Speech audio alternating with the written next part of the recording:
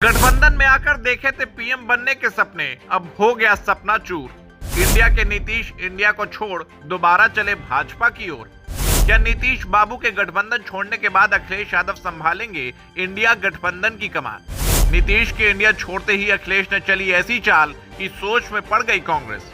उत्तर प्रदेश की 80 सीटों में 11 सीटों का दाव फेंक कर अखिलेश यादव ने खुद को बड़ा दिखा दिया है। जहां ममता बनर्जी आपके भगवंत मान और फिर नीतीश कुमार बारी बारी से इंडिया को छोड़कर अलग हो गए, तो वहीं पोस्टर बॉय बनकर अखिलेश यादव ने कांग्रेस के सामने करो या मरो की स्थिति पेश कर दी है।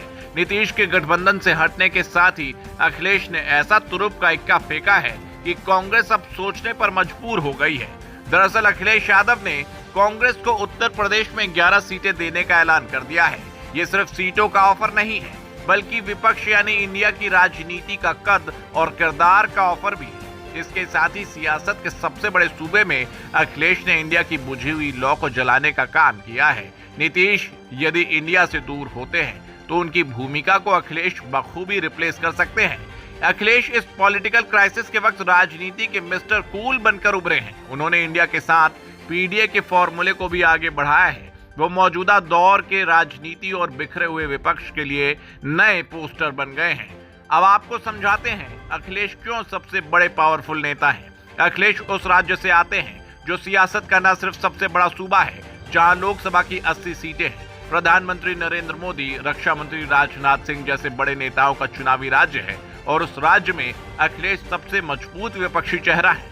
यूपी में भाजपा को चुनौती सिर्फ सपा से मिल रही है। पिछले विधानसभा चुनाव जब बसपा और कांग्रेस जैसे दलों को खाता खोलने के लिए जूझना पड़ता था, उस वक्त सपा गठबंधन को यहां 125 सीटें हासिल हुई थी। विपक्ष के दलों में एक मंच पर लाने की सबसे पहले पहल बिहार के मुख्यमंत्री नीतीश कुमार ने की थी। आरजेडी के साथ गठबंधन के बाद वो लगातार अलग अलग राज्यों में जाकर विपक्ष के नेताओं से मिलते थे, उन्हें एकजुट करने के लिए एक साथ चलने के लिए कहते थे। लेकिन अब वही नीतीश इंडिया से दूर जा रहे हैं। नीतीश ने ही इंडिया का फॉर्मूला सुझाया था।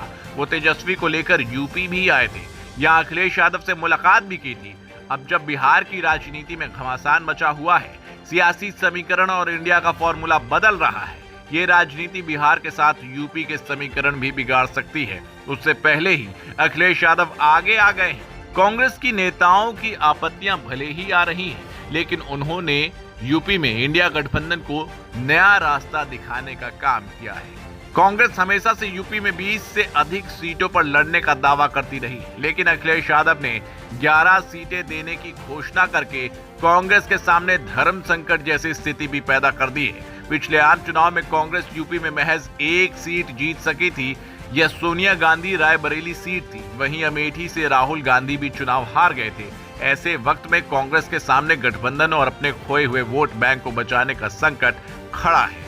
कांग्रेस अब दोराहे पर खड़ी है। पहला, कांग्रेस अब सपा को इस बात के लिए भी घेर नहीं पाएगी कि उसने गठबंधन को तरजीह नहीं दी। दूसरा, कांग्रेस अब नहीं चाहेगी कि इंडिया अलायंस से पश्चिमी बंगाल और बिहार में अपने बड़े पार्टनर खोने के बाद तीसरा बड़ा पार्टनर भी वो खो दे। ऐसे में क्या लगता है, क्या इंडिया गठबंधन अखिलेश के इस दाव को पेश करेगी या नहीं? आपको क्या लगता है? आप नीचे कमेंट बॉक्स में कमेंट करके बता सकते हैं।